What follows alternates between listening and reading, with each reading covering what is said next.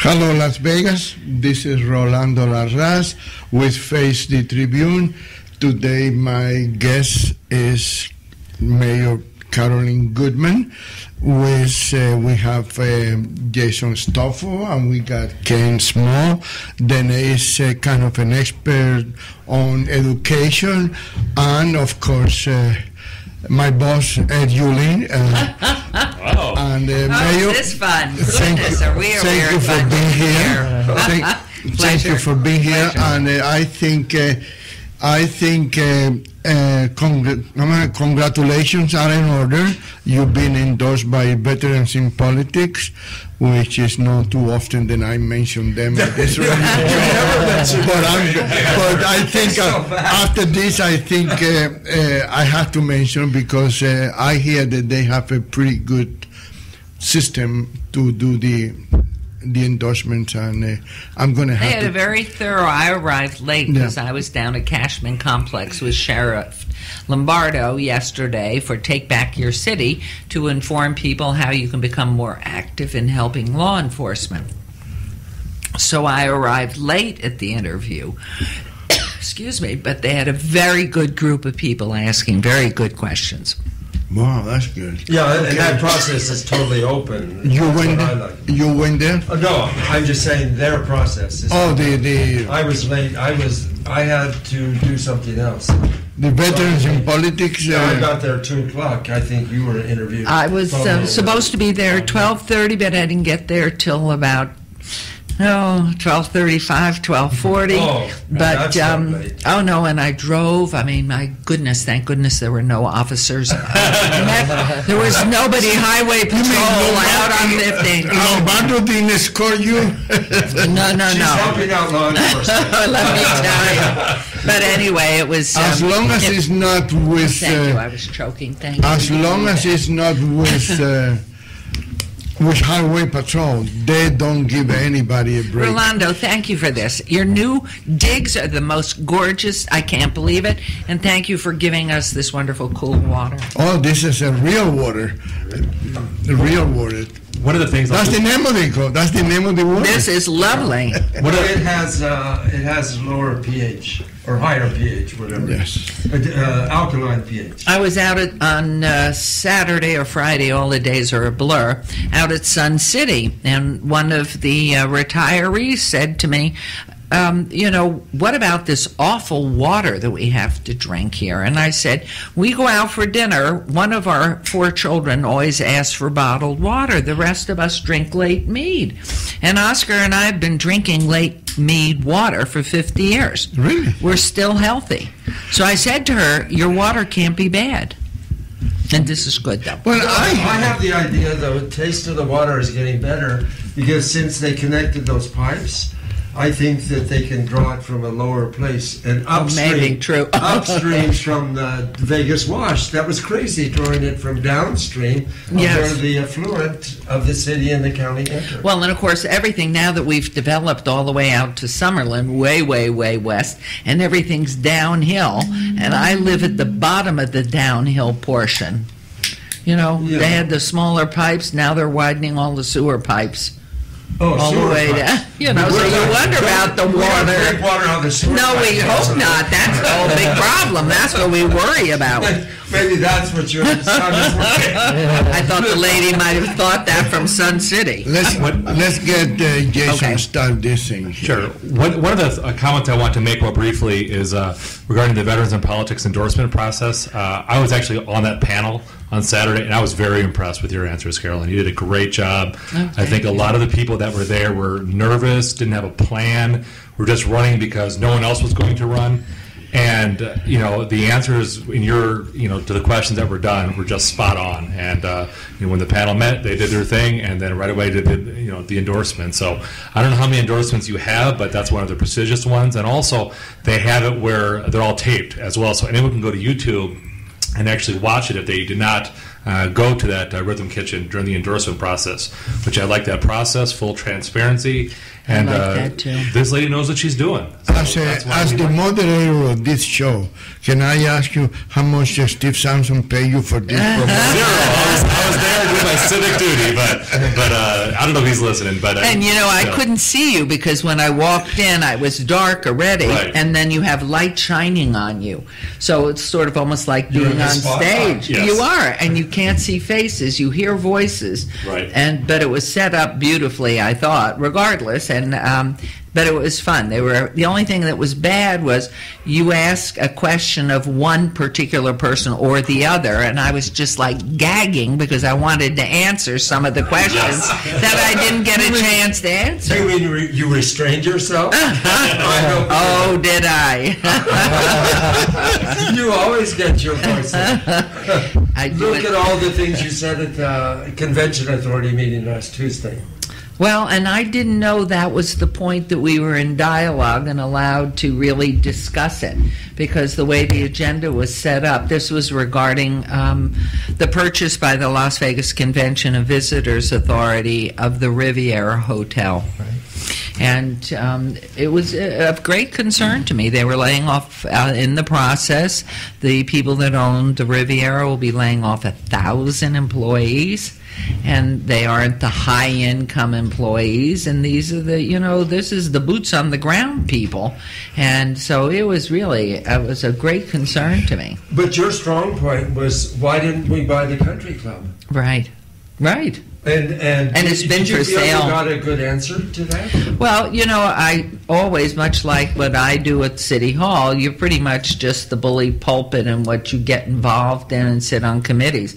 But really, it's a city management type of operation, and the same for LVCVA. You have the staff there that are employed and work up the issues. So they must have spent, an inordinate amount of time figuring out how this would work out. And I gather, even though the country club's been for sale, I'm going to say for 15 years. Oh, really? And there was at one point Billy Walters, the golfer. Yes, we know Billy Walters very well. We frequently talk about Billy Walters. But the people that have memberships there desperately want to sell the country club. And for some reason, the vote of the board, you always have somebody else that's doing the voting, voted against it. And I even think there was a point that maybe before that, Steve Wynn might have wanted to buy it. But it's always for sale. And but you raised that question, and I think the problem with buying the country club is the people that live in the country club. They might want to take advantage of the situation and ask a lot of money. Remember when Steve Wynn bought the Desert Inn Country Club? There was people that, and he was kind of fair. He paid $1 million to everybody equally, but there was other people, I think it was 2 people or something, that want more than $1 million. The houses was not worth more than $1 million. The best place, though, for the expansion, which of course didn't happen, was the old Las Vegas Hilton, because that would have just continued it. Well, it was sold before it was sold to Westgate. Why was that the best place? To me, because it's just a continuum attached to the property on the same side, on the east side of Paradise, going north from what they already have. And that would have picked up a great deal of space. But we have to, the main thing is we have to stay competitive, and the LVCVA has to maintain its premier rating for conventions. And so, I have to have faith in the end. When I got the answers I did from Rossi. Yeah, but the country club must be 100 acres. Oh, yeah. And they, or more. And they got 29 acres in the Riviera for $192 million. Okay, so the excuse was, well, we have to go across the street. I wasn't satisfied with the answers they gave you. Well, it's and connectivity. You gave a very good explanation of the whole thing. Well, those were the issues that concerned me, and if I had been one person voting against it, it just was the recuperation of jobs is what I was looking for. And one of our councilmen, Steve Ross, his sound rings in my ear all the time. He never says one job. He says jobs, jobs, jobs. And so knowing that, certainly blue-collar worker and laborers, whatever, they really need a shot of maintaining their lifestyle of some sort. So we're putting out, apparently, in this purchase, 1,000 people will be out of work. Yeah, one of the members of the LVCVA, the Las Vegas Convention and Visitors Authority, is a high official in the MGM, and he said, we're going to look at those people and we're going to hire as many as possible. I hope. You don't, believe what you're telling. No, I do. I just know that, we're SLS and Westgate. I mean, they're just grasping a hold now and letting the water settle, especially at SLS. And the key is that you want to see growth and expansion, so hopefully they will absorb them. I would be most optimistic if that would happen, because these people need to be able to put food on the table and have some dignity in their lives. So what was the bottom line with the employees of the Riviera? Are they going to find another place to work? Or? Well, as Ed mentioned, I mean, I think all the different hotels are working hard to see if they can absorb them. The Westgate's going to try and absorb some, the MGM as well, and some of the other hotels. They're working very hard to do it. Now, apparently, it is up to the Riviera. It has nothing to do with the LVCVA. The entire process is being orchestrated by the ownership, Starwood, of the Riviera. Okay. Yeah, they have to turn the hotel over vacant. No more businesses in it. No people. We're seeing 60 days, right? No, 6 months. 6 months. 6 months, I think. Yeah. 6 months. And my hope was at least to keep everybody employed through Rock and Rio, which is going onto the property at Sahara and Las Vegas Boulevard. That, let's see, the southwest corner, which is where the old Rancho El Rancho was. Yes, they're already doing Rancho. Construction there. That's for this right. great event. That belonged to the Crespo family. Huh? MGM. And so if, in fact, at least these employees can stay with their jobs until the summertime when this will be over, they at least will have recouped some type of funding and some salaries. But we don't know. I don't think they made a determination as to the date of finalization of when everybody's going to be let go. And the rest of the argument, though, is that right after they lose their jobs, we'll have construction workers that are going to be getting employment, and then after the construction workers go on to other construction jobs, that there'll be employment in the convention center. So we're hoping to be a net gain in the end. And that was why, obviously, I voted with it. I mean, when I saw the numbers, saw the paper that Rossi had obviously had written up for everybody, and saw those numbers, you thought, sometimes you do have to take a step back in order to take 2 or 3 and go forward. Yeah. So we deal with that all the time in the city, you know that. Any questions about education? Well, I can start with education. I have one about construction also. Go ahead. You start with...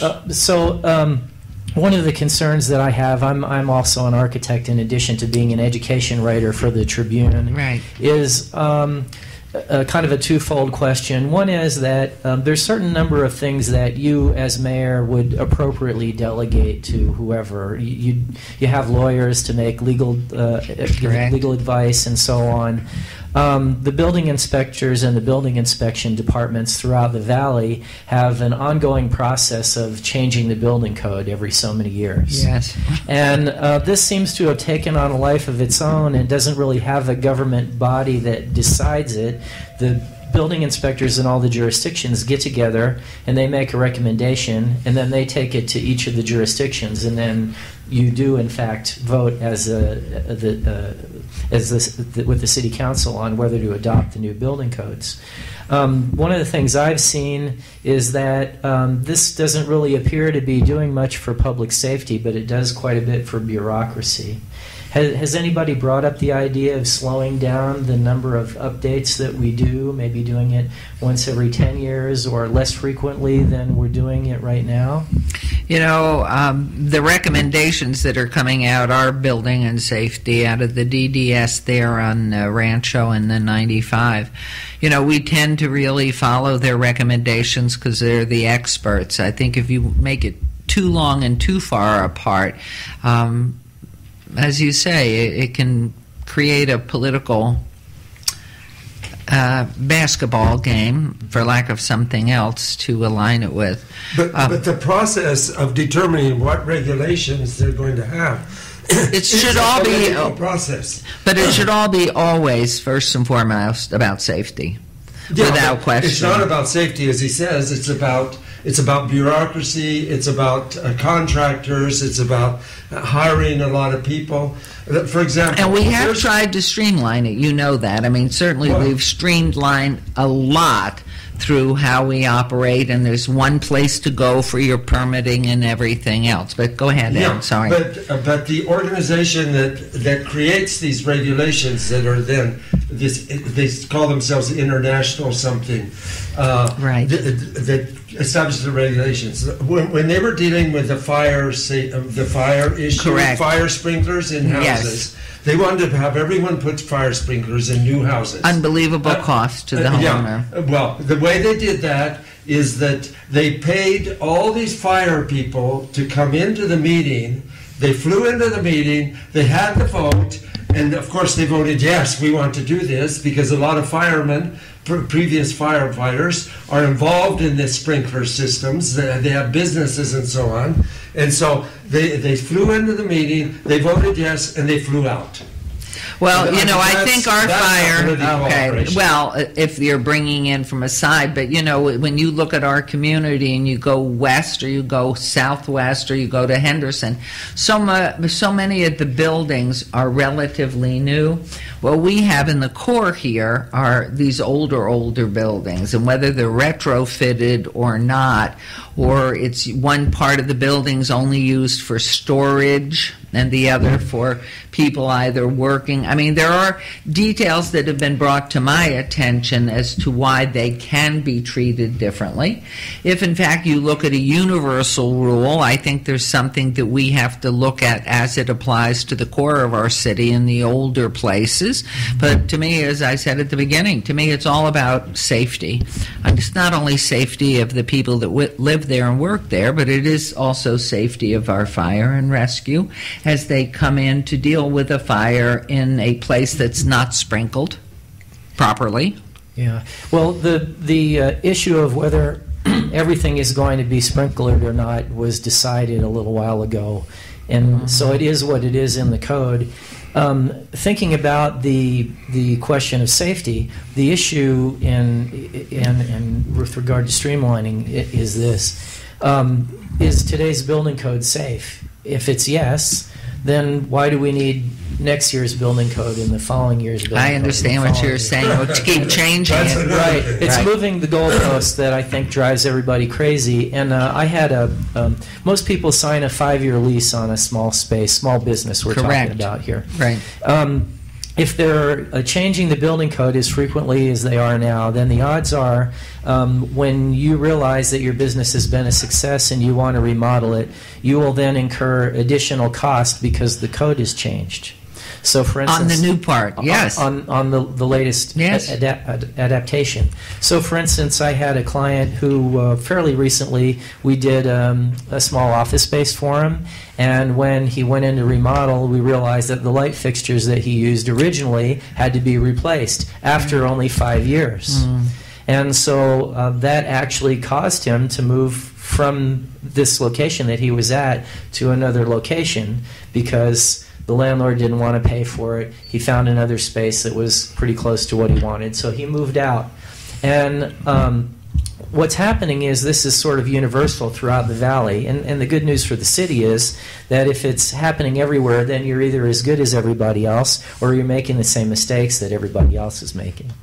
So through the political process, if the city, the county, Henderson, Northtown tell their building official, hey, we only want to do this once every 15 years or 10 years or whatever it is, then the goalpost is not being constantly moved away from small business.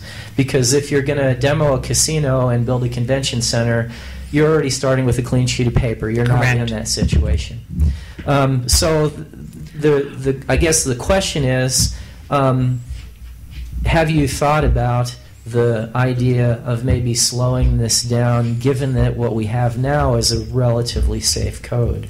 Well, I would think from I'd love to hear what the total voice would be, what's a good recommendation, why.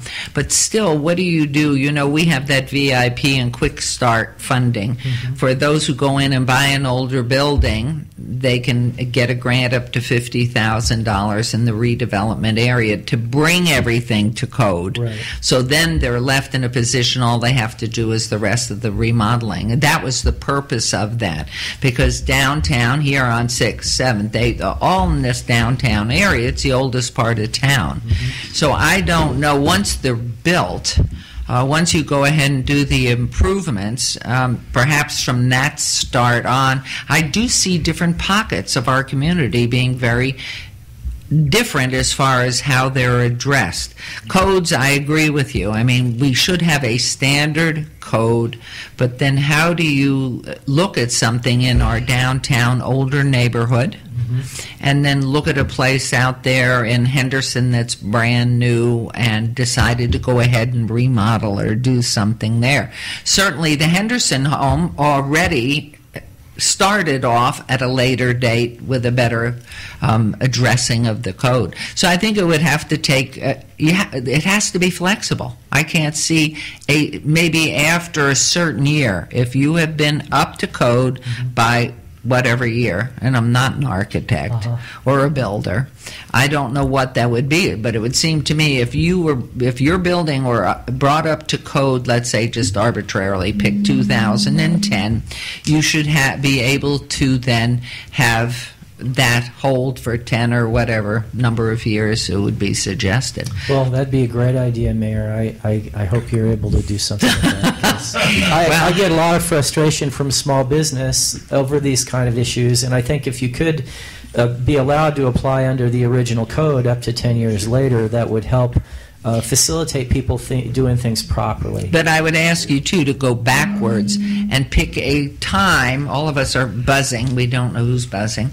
To pick a code and a timeline that anything before that date would have maybe a certain period of time in which to be brought up to code, or if in fact it's sold and somebody new comes in, then they have to bring it up to code, and then you have your 10 or 15 years. But there has to be a starting point. But that program of $50,000 to help those people, that's worked out very well, hasn't it? It's been absolutely fabulous as far as revitalizing downtown. You know, this was so drug-infested, prostitution, crime, boarded-up buildings. And that incentive alone, which of course has a tax base in it, it's part of what we use to revitalize, has been so successful. And many applicants. The worst part of it was we ran out of funding. So it's not like our centennial fund that comes off license plates. When somebody buys the Las Vegas sign license plate from our centennial year, the city gets a portion of that. And so we have a revolving income. There is not that same situation in our budget, in our annual budget, to make sure we can sustain this, what's called quick start, forever. So it just we have to find a way to make sure that we have those funds in perpetuity for old buildings, which I think is great, because people think twice. Oh, well, if somebody will take care of bringing our building, our plumbing and electrical and sewer, whatever it is, up to code, then we can concentrate on our money with all the interiors and that we're going to do. Absolutely, and paying for the fire and life safety aspects of the building. That's the most important to me. Right. And when you look at it, it's not only for the people who are using the building, but it really is for the fire and rescue that come in, that they know what those buildings are, what year it was brought up to code, and what they can be looking for. It can be really, really dangerous. Good. Well, since Rolando started me on education, let me take you to education now. Okay. Now, I'm sure we all know. Now, we have 4 days here. Right? Exactly. You better take the smallest piece of education here. I will. You know me, I'll go on forever. That is the mayor's expertise. And I'm the one who can't write an article for less than 2,000 words on this good. topic. So Okay. I feel you there. So the question is, of course, we know that currently the school district is not at all under the jurisdiction of the city. It's Correct. Independent. And during the governor's State of the State, he mentioned that they're thinking about allowing local jurisdictions to create their own school districts because the school district is in and of itself larger than the entire population of the state of Nevada when they made one school district in Clark County. So the state of Nevada had, in the 50s, about a 300,000 plus population. Now the school district has a... Lower. Oh, lower than We that? came in 64, we were under 100,000. Okay. So or is that the city or the state? Oh, I'm talking only Southern Nevada. Yeah, well, County. You were saying the whole state? The whole state used Okay, to have all pardon these me. little school districts. Right. And at that time, about 55, the population of the whole state was 300,000. Right, And that's absolutely. when they combined them by county. But now, the school district itself, the attendees are over 300,000. More than Correct. the population at the time the school district Right. system was. Right, more than the entire state in 55. And because there's a lot of empirical evidence that these mega school districts tend to fail because of their size, the governor suggested in his State of the State that they would allow local jurisdictions to start their own school district independently. Do you think that's something that would be valuable to the city or to the citizenry, or how do you think about that? Well, because my background is in that area, I would love to be able to have control over that if we had the control of the purse strings as well. Mm-hmm. And you know, throughout the state, and I may have the wrong county, but I think it's either Esmeralda or Eureka has an allocation per student around 17,000. Down here in Southern Nevada, we're getting 7,200. Mm-hmm. And so, to me, while it's wonderful, and buildings don't teach a thing unless you're an architect, and busing doesn't teach anything either, but you look at the enormity of the dollars that are sunk into those two areas. To me, it's about there's so many things. When you look at inner cities, the problems that our children have here are enormous. So many of them are underfed or not fed. Mm-hmm. So many maybe not sleeping in proper quarters. There's so many issues with which we have to deal from the social services standpoint to get the child ready to go to school. But also the schools, the teachers are not as fine, high caliber as they would be out in the suburbs. Mm-hmm. And so it's trying to equalize. To me, if you fix your core cities in any municipality, anywhere, they always tend to be the forgotten students. We have the language barrier as well. If we fix that, and of course we are the city, and our suburban area schools, as a general rule, are doing much better than the central core schools. So what I would do is, which I said back in what was that? Probably 78, 79, 80. I wrote for a grant to the federal government to build inner city school, and hire the best teachers, attract the best teachers because I was going to pay them more, and also be able to retain them. And then depending whether it was a school for special needs or a school for academically gifted, whatever the purpose was, the same thing, whether it was for hearing impaired or those who are blind, you get the best teachers. And you maximize the child. The formula stays the same. But what tends to happen is, because it's much more fun and much more successful for the person to go and for the districts out on the suburbs to demand accountability much more than they do in the inner city schools. So I would love it. I think we could do an awful lot by finding great teachers, but it all starts, as you well know, everything's dollars. Right. And how do we keep those dollars? One of the things that the governor did also speak about was he was very enthusiastic about charter schools. And to me, when you start, if I wanted to start a charter school, elementary charter school for kindergarten, let's say through 5th, I would be taking from the home public school. Every child I took into my charter school is going to get the same $7,200. Yeah. So I am leaving that school, that public school, without those funds to operate.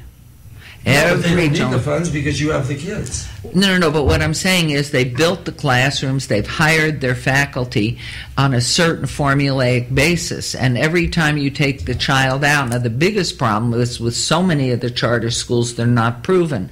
They're very warm, touchy-feely, wonderful programs, lovely people in them, but when you come to the point of 9 years, kindergarten through 8th grade, and you test them for the first time, the students that have been in their school, you're going to really find out how valuable the school is. But meanwhile, you've had your children in there the whole time in a happy environment and getting very nice grades because it's a charter school. And then you come and you find, which we're beginning to find in comparison to some of our public schools, many of the charter schools are not doing as well as the public schools. Well, because they don't have to have the same standards. Now, our magnet schools are superior. The problem with the magnet schools is if you had children, and I had children, we would, let's just take ATEC. You would have your children, because they're very bright and gifted and you want them in the math science program, as do I. We would go in and have our children interviewed and tested, and then maybe one of yours would get in and maybe one of mine. The rest go into a lottery. So we don't have enough of the magnet schools either to attend to these children who have particular gifts in certain areas where the parents want them in magnet schools. Now, Pat Skorkowski has made a commitment, because we've been talking about that for 2 years, to add more magnet schools. Yeah, they're going to add 2,000 students or something like that. Correct. To the magnet schools. Which helps a little bit, but we could fill them 5 times. Yeah, over. they're like 30,000 applications or something like that. You've been talking about that for 2 years, you said? I've been talking about it for longer, forever. Longer than that. Forever. Our magnet schools are actually holding less now than they did before because of classroom size reduction. So Right. the reason why they're talking about building another $3 billion worth of schools is because the school classroom sizes were originally sized to house more students than they have now, so they think that they're out of classrooms, but actually what's happened is there's fewer kids in the same number of classrooms. That's interesting, because I know when I built the Meadows for a kindergarten classroom, we had to have 30 square feet or something. I can't remember the formula, but for every child. So we built the classroom to house 20 students. Right. What happens, just like with our prior conversation, the code changes, and now you need, instead of 25 feet or 35 feet, they keep changing it, which means you either have to reduce, which changes the way you run a school, in my opinion, and having done the Meadows, is you have a per student cost. Now, that particular school, and the way that came about was, I remember when our 4 children were in elementary public school, I had gone to our principal and said, we need to start immersion Spanish. This is going to be a Spanish-speaking community. And we also need to get computers. And she said, we don't have the funds. You have to go to the head of the school district. So I went out to Flamingo and Eastern, met with the head of the school district, and I said, these are things, the earlier you start learning with children, the less problematic it is. And he said, well, I don't have the funds, you have to go to the legislature. And our wonderful legislature, and I said, if I go to the legislature, by the time we'll see a change, my daughter, who's the baby, who was 5, will be 40. Yeah. This is true. Wait, she turned 42 yesterday, and it's not changed. Yeah. It is not changed. And so we are caught not only in all this brouhaha of political things, but at that point I said to my husband, we're going to move. This is ridiculous, because when we came here in '64, the Clark County School District was number 2 in the country. Right. Yeah. Well, I'm right there with you. As a mayor, do you participate in those conversations? Well, Pat Skorkowski and I have a wonderful relationship. I think he's simply fabulous.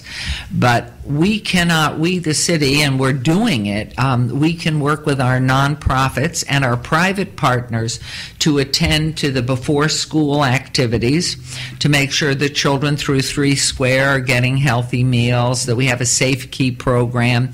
And we have, there are several private programs beyond school school for athletics, in the school system where they can participate in athletics, have tutoring, have different types of art, and really get so the parent can continue to work and the child stays in a safe surrounding. Our Boys and Girls Club is phenomenal for that. And so, but truly it's a marriage of the private folk putting in money, the not-for-profits, and if we had our own school system in the city, it would be somehow that's what I was funds. getting at. If you as a mayor participate in any of those dialogue, you might be able to kind of guide the conversation of getting the schools managed by the city instead than because I don't understand, and excuse my ignorance, I don't understand why is that big budget in the school, in the Clark County School District, and then you start begging to private individuals for money for this and for that and for that. I don't know where that budget go. Who managed that budget? It goes, everything goes to the state. The funds that come in from our tourists are room tax dollars, a portion. In fact, the LVCVA has a pie of funds that in 1995, there was some for police and fire and Las Vegas, North Las Vegas, etc. It's all divided up. And in 1996, I believe it was, a piece of that pie, that dollar pie, was given to education. And so at that time in 1996, I don't know where in the ranking of 1 to 50 the Clark County School District sat. But what's happened is we are now spending 39% of every dollar in state education. And we're number 49 or 50, 48, 49 or 50. But what I found out, and I had a conversation with Jeremy Aguero of Applied Systems, who's wonderful with all the data you need to retrieve. I said to him, it's my understanding that is the Las Vegas Convention and Visitors Authority gets that funding from room tax and puts it into the state for distribution. As that money was growing and hit a certain level, once that level was hit, the money supporting the schools was from the general fund of the state was taken out. So you're stabilized at a certain level because this money wasn't staying in to bring in extra funding. And Jeremy said that is correct. So there's an issue there. They really need to look at the formula of how they're spending the money. But really and truly, because our city isn't huge, we're only 600,000 people. And in the core of the downtown area, to have that in the center city. And also, I had made, Rob Roy is this genius from Switch. And, I mean, he's so far beyond anybody as far as his technology and his understanding and seeing the future. And I said to him, he has been developing a program to put in the school system throughout the state of Nevada. And I said, it would be wonderful if you could just start it in the inner city. Because if you develop the software or different types of software and you have children coming in where the parents speak no English, they come into school, they're already behind. So the key is how do we get them at ease in the English language. And of course, every child in the world has one of these things and knows how to operate it better than any adult. If we could one take... of these things we need a phone. Yeah, or an iPad or something. And if we could develop a program that would be game-oriented for the little, 3- and 4-year-olds, we probably get them pretty far along so they could enter kindergarten somewhat fluent. And then you also, because it's a smaller area, you have something you can measure, which is Jeremy's absolute top-of-the-notch response that he could do based on what Rob Roy and the Switch program of technology people could develop. So, there are a lot of things we could be doing if we had the control, but we don't. Yeah. Well, and the governor's put forth a few ideas in the state of the state, but none of them have turned into actual legislation, so you don't have anything in front of you to decide on at this point. And we don't know if he's going to keep that in mind too. The governor is well known for changing his mind every 5 minutes. I mean, it's not. But so. What disturbs me about what you're saying is you're focused on the cost. That we need more money, we need more money, we need more money, and that's the constant refrain of the school district. Right. They're always asking for more money.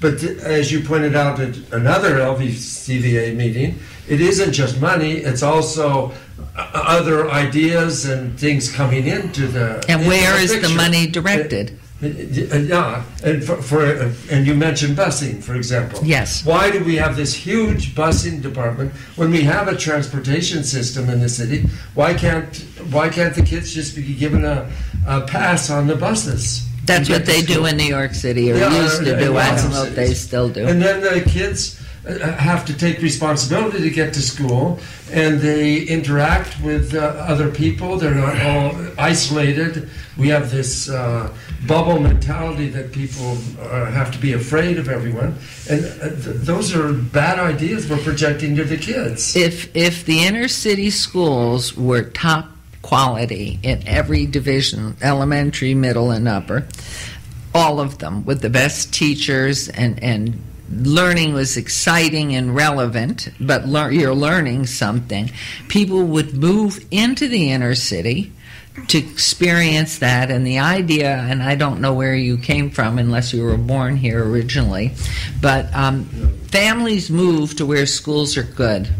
And so if in fact we could empower schools to be the best they can be because of allocating the dollars and not use such busing. Every new bus, as I understand it, it's $300,000. Then you have the driver and the PERS, their public employees retirement system. And then you have the upkeep in the buses, the tires, and then gasoline.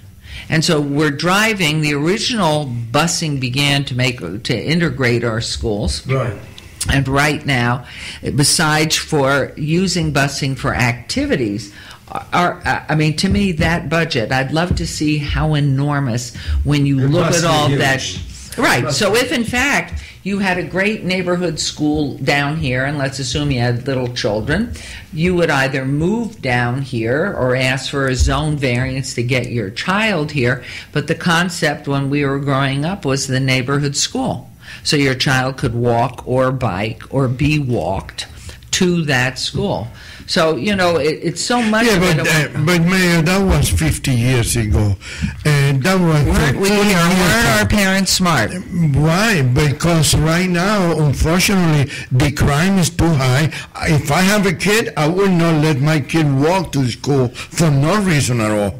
Because wouldn't it be nice for you to live near enough by that you could just walk there? Oh, yes. Rather than having to put your child... This morning I left home at 5:30. And buses were already out on pickup. Yeah. Now, no child should have to be on a bus for more than 45 minutes or an hour. Oh, yeah. And heaven knows when they're picking them up that early in the morning, and how far are they driving? And then you have the question of the pickup at the other end, and, knowing so often, parents have such a difficult time because we have so many parents or couples where both parents are working, or where it's a single parent, and they're employed till 5 or 6 at night.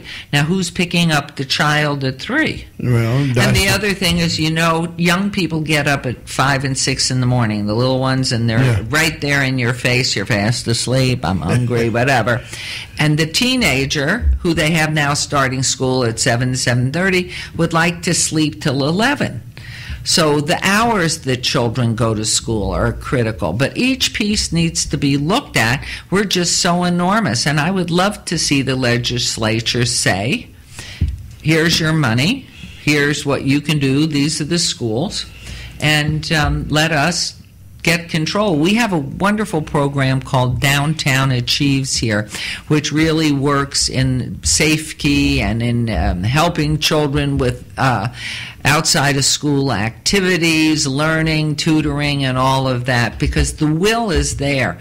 People really want to help. We have some wonderful, wonderful faculty, former faculty, that are trying to help children in the core programs, which are much more strained down here in the heart of the city. And again, too, partially because of the crime issues. I mean, the whole world, when you heard yesterday that ISIS is looking to hit shopping malls. Yeah. I mean, talk about crime and your children. So the key is to get them in a neighborhood school where you can walk or bike them and where they have the best education with the best teacher. Yeah, and I agree with you about the buses so early in the morning. I hear cases where kids have been adopted from the bus stop at 5 o'clock in the morning. Why would anybody...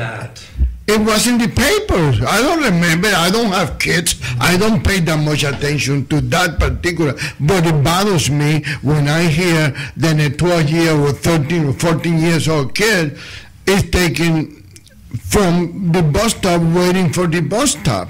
Well, you know, to me, that is, first of all, I don't believe a parent should let the kids go to the corner at that age by themselves. I would be a bad father. I will protect my niece was 2 years old when she was kidnapped, and I never found it. So I mean, this is something that only people that has lived that trauma that could understand why. You know, I don't understand. My stepdaughter, I will not let. She used to go to the Jewish school over there in Oki. I forgot the name of it. Okay? That's right. Yeah, and I used to drive her and pick her up, and I was there 10 minutes before she get out of the class. And it wasn't even my daughter. It was my stepdaughter. Well, that you're pointing out serious problem of our society. I look at the kids in China. They go to school. Oh, yeah, we go to China. Okay. I look at them. There are no crossing guards. There are huge streets. All the kids have to get to school on their own. There are no buses.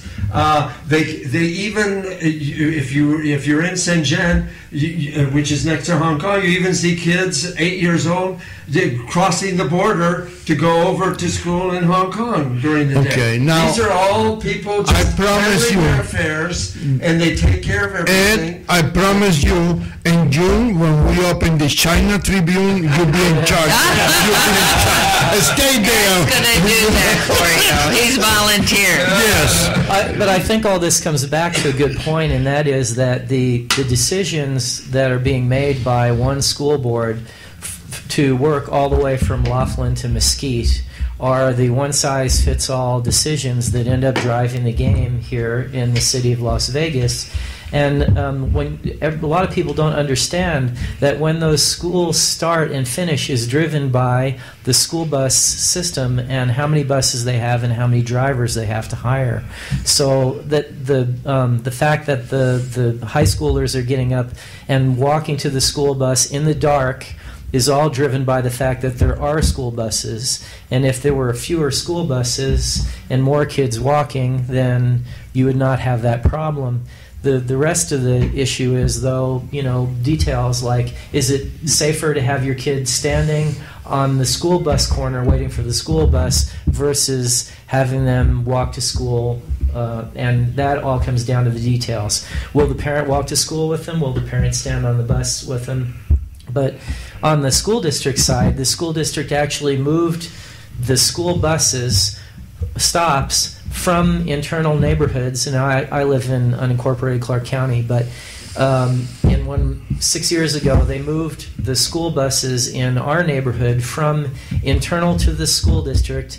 To the neighborhood, which means that I live on a street that has about 5 cars pass every hour. That was a school bus stop, and we thought that was pretty safe because we could see our kid through our front window at our house, and we knew the names of the other children that were waiting on the bus. They moved those children to the intersection of Twain and Decatur to save on gas. Now, I'd rather have no school bus than have my kid stand there, even holding the parent's hand. Really? How far away from a total disaster are you when you're holding your kid's hand on a heavy traffic intersection? All that little kid has to do is slip your hand for a moment, and you have no child anymore. So these are the kind of decisions that I think we should have made more locally, in smaller groups and in smaller microclimates. So if you have a school board that is more representative of the general population, the first way to do that is to have them representing a smaller population. And so I don't want to get on my soapbox because we're supposed to be interviewing the mayor, not hearing my opinion. You have a question for the mayor? I do. Nothing to do with education, just basically the elevator speech that you're running for re-election. Yes. And we're excited about that. It's going to be your second term. Yes. And just want to hear the elevator speech about why you are going to win, and I think you will. Well, I'm hopeful of it. We have a lot more to do. You know, we're looking, obviously, gaming's all around the country now. And so we have to continue to make a reason for our tourists to keep coming here, business keeping coming here to invest. Or else, why do people come here? It's certainly a wonderful climate for retirees, except for last night. And except for last night, what happened? the rain. Raining. And if you live on the outskirts, You live in China. he's in China. You're right. And so, I mean, we have a lot more to do. We've been very successful in taking that crime-ridden area, making great strides. I'm not saying there isn't crime, but our Las Vegas law enforcement, Metro, has done a great job working with us.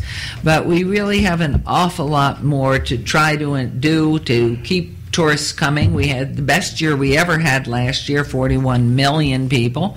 We have this wonderful... Less money. Pardon? Less money, more people, less money. Well, we have 350,000 tourists coming in every single week, which is amazing. And we don't have the same money from the federal government to protect ourselves. We've sort of been cut off there, but they're finally becoming aware of it. There are just so many areas. What I'm referring to is the people that are coming are poorer than the people that came before. Well, we don't want have to as much disposable entice, income. right? But what we wanted, the tourists perhaps, but the times have changed, you know, because of the age demographics and technology. But what I'm looking for are those private businesses that want to invest and put their money down here and bring their employees, which in fact has an awful lot to do with the quality of education, because so many of the businesses have children and they don't want to necessarily have to go to a parochial school or a private school.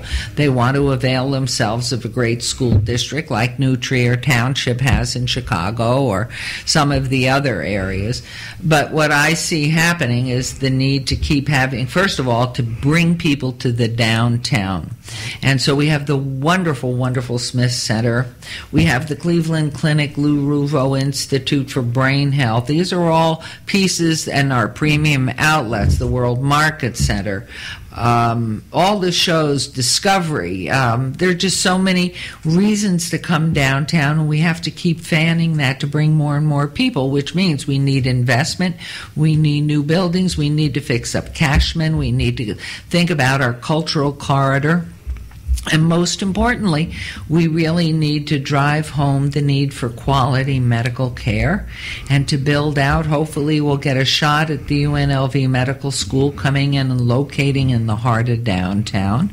The first phase anyway, because, you know, we have the wonderful new Veterans Hospital out in North Las Vegas.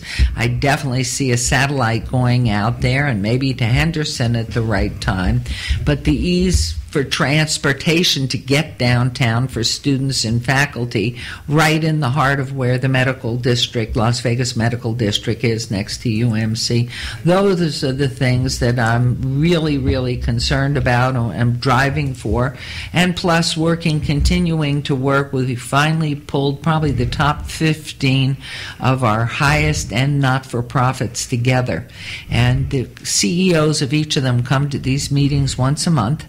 to see where they're wasting money, how they can better serve the veteran, better serve the homeless person, better serve and make some suggestions what to do with the mentally ill, feeding people and feeding children. I mean, there are just so many different pieces of the whole puzzle. But to move us forward, we made great strides in 15 years, and we have more to do. But then, weren't you just lucky that Tony Shea decided to come downtown? He didn't just decide. He was enticed. $100 million. And what he has invested, and what's interesting, we've had so much publicity internationally. That's right. Because of his innovative thought. More luck. And the reality is we have been putting those public dollars into enticing him to come downtown, to take over City Hall, to get all these little startups going through this visual improvement program and the quick start for bringing everything up to code. Those are public dollars that bring more private dollars in, more investment. And you look at 15, 20 years ago, we had that railroad. That railroad sat there with all the dirt. There was nothing. Look where we are now. That's right. Is it awesome? Let me ask you. Is that fun down there? Right. And the more people you have living and walking and biking and enjoying each other and visiting the pubs and visiting the restaurants and visiting a little pop-up park or something, the better the crime rate is going down. And the next 2 terms, do you have anything planned in order to make people to come to Las Vegas instead of Clark County? Well, that was one of the biggest disappointments. As you know, we were trying to get a major league sports team. Oscar wanted that from the beginning, whether it was an NBA team or ice hockey or whatever it would be. But don't you think it would be cheaper if we can make Las Vegas going south a little bit more, like to the end of the strip, and become Las Vegas? People come to Las Vegas. Yes. I know we talk about tried me and to Oscar. have it one big. Oscar and I talk about it. We didn't try nothing. Right, but then I said to him, "Honey, you're the greatest mayor. You've done so many wonderful things. But what if somebody came in after you that was really a disaster? Would you want that person to have the control over the whole thing?" I said, "I don't think so." And I mentioned the name to him, and when I said the name, he said, "You're right. I'll just leave everything well." Who was the name? Come on. Nobody's You listening. just go back and you check out who's been running for office before my time. Let me tell you. let me remind you that according to Lisa Mayo DeRiso, nobody listened to this radio show, so you can say the name of the person. Maybe it was DeRiso DeMayo. Maybe that's the one. No, I'm kidding you. Kidding you. So.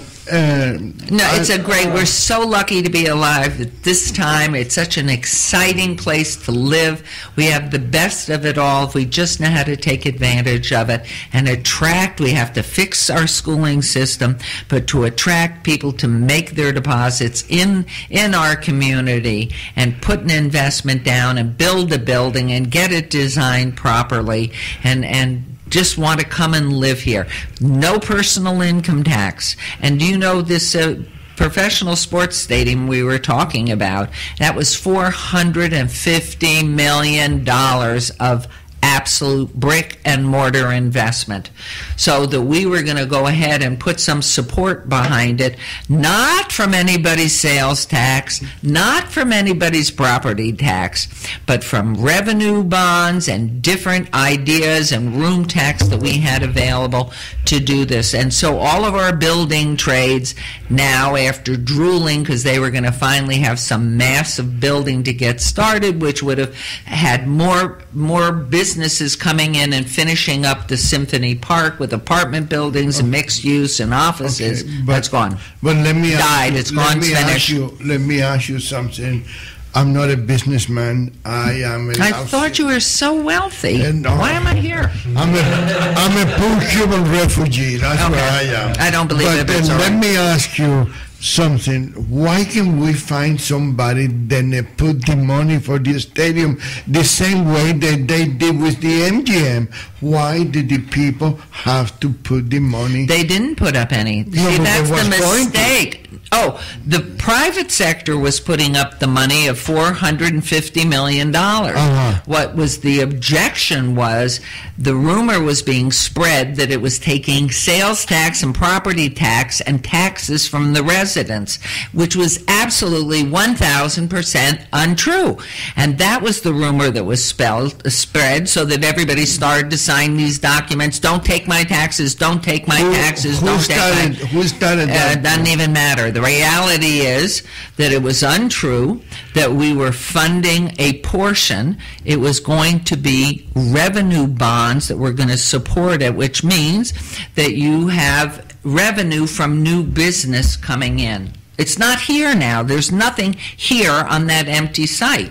If you build something, then comes revenue. So the lenders and those who support bonds would say, based on these projections, we see this amount of income will come from this development, that development, the new premium outlets, and we are willing to go ahead and get this bonding out. And so what happens, the bond gets paid back from the revenue of the new development. So nobody was paying for anything. And that was the lie. That is what keeps being out there, and they're signing a petition. Maybe you should have hired a good promoter to promote that. Well, you know what's, Somebody like Oscar you know what's Goodman, wonderful, though? When you look at how nothing was done to promote the stadium, marketing it, and you look at now the National Hockey League promoters, Bill Foley and the Maloofs, they are going to be leasing space in the MGM arena, leasing space, and they are doing a heck of a wonderful job in promoting. Get on board. Let us know that you want hockey here. But they, at this point, they are leasing space. They are not putting in the bricks and mortar that was going to be there for us, the $450 million of equity into our property in our city. I know I can recommend somebody for you if you want to, a good promoter. Okay. You can I think I know him. Oscar Goodman will be the best Yes. promoter for it. Well, and he anything. loves this place, as do I, as do we all. We wouldn't live here if He we didn't will love sell. it. Oscar will sell hats to people that are born without head.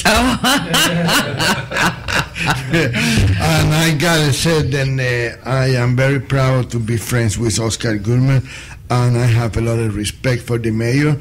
And I wanted to thank the sponsors of this show for putting their names aside so we can dedicate the whole entire hour to Mayor Goodman and her plans for the city of Las Vegas. Anybody else have anything to say?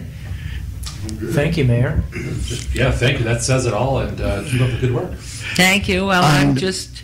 Yeah, we could keep asking questions. Yes, yes.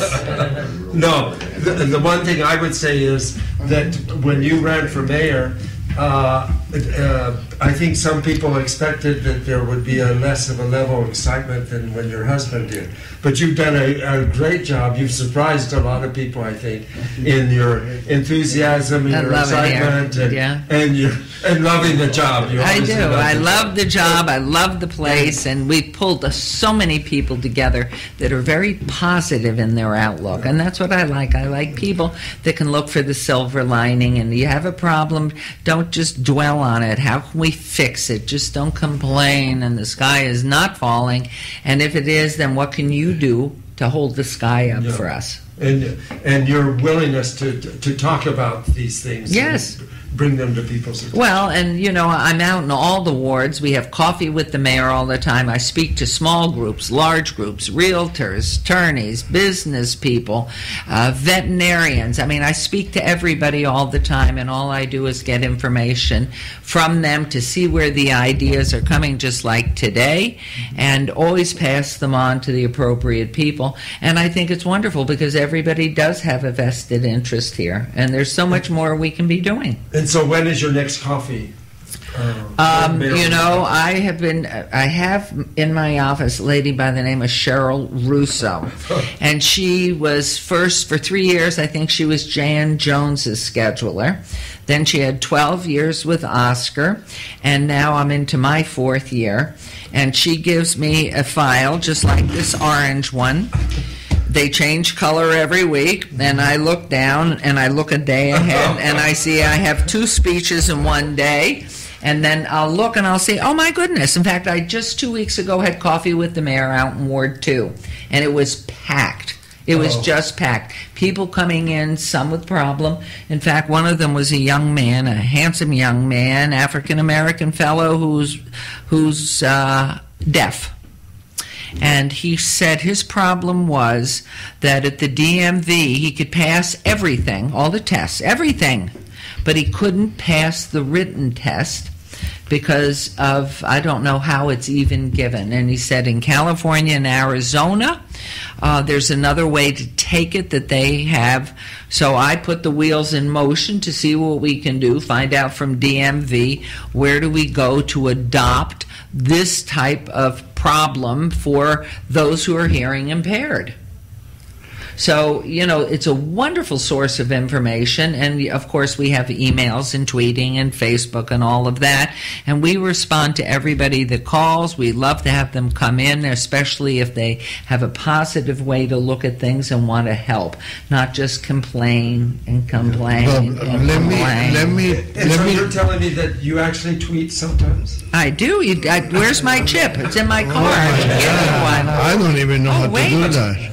Oh yeah, I got it on my cell phone, but I think I may have a chip that has, oh no, it's my car key. What is it? On the back, it's just a little Mayor Las Vegas, and it's a little bird on the back. And so you just go in here, and here's, now I can't even see. You all know how to do this. But anyway, here it is, and I just will go in and talk to people. Hold on one second. Hold on, you will see this. How do we live without these things, right? Oh, I live very happily with that. All right. Do you see this little bird? Yeah. That's it. And you personally send tweets? I will send tweets and pictures, and I talk got to my that. staff also. See? I got that little bird. You have a bird? Yeah. You just didn't know what it was. I was looking for the cage to put the bird. But let me ask you. Is that a cute little bird? And he's on the back of my chip, which I'll give you when we go out. Oh yeah. Let me tell you. Let me ask you. What a wonderful time you had with Ed, do you think you would give me a chance to say one word? Please. Okay. It's okay. It's all right. Go ahead. I'm multitasking. You are? Them. Okay. Yes. You can get together with the council in Ward 3, and if you want to use this area here for coffee with the mayor, because there's no Starbucks around here, there's no Denny's, it's not nothing. But they will come. It will come. That's where I have some inside information. I know. It will come. It may not come in the next 6 months, but it will come. But in the meantime, if you want to have coffee with the mayor, we donate the coffee. Consul General Lemu, who left, who was so wonderful. He's gone back to Mexico. Who? Lemu. Oh, the consul. Yes. Yeah. Who is somewhere in this area. Yeah, right behind. Right behind us. Right behind us. Okay. Oh. Yeah, so we have a new consul general here, and he's fabulous. He was out at the income tax, the free income tax preparation out by Cheyenne, where I was there about 3 weeks ago, and very supportive for anybody whose income's under 50,000. They get free income tax. Well, Preparation. the only thing I can And because to find your refunds, because the only sometimes thing I people can don't offer bother. you is the space. Thank you. the I love your coffee space. and the donut. I love that. that's I it. saw you forgot you had cheese too. Cheese, we got Right. cheese, and we got chicken too from Raising Cane. Oh, the best. And Yeah. how about all these new taverns down here? All started with a little bit of the quick start or the VIP. They put in to bring them up to code. That's why I get along with Oscar. Kerry Simon. He drink and I drive. Well, you're the best. I've had a good time with you all, and Thank you very much. just I wanted wonderful. to I thank- appreciate I it. want to thank the. I'll bring you all a chip. Oh, do I have them that? Because paralegal service. I want to thank the Real Water and Raising Cane Chicken. Raising Cane Chicken and the Smith grocery stores Right. and everybody else. Then the time is connected with this show. I wanted to thank everybody for that. We didn't have to take a break. We'll let the mayor and Go back to work. and her Instead of having fun. and her sidekick do all the talking. It's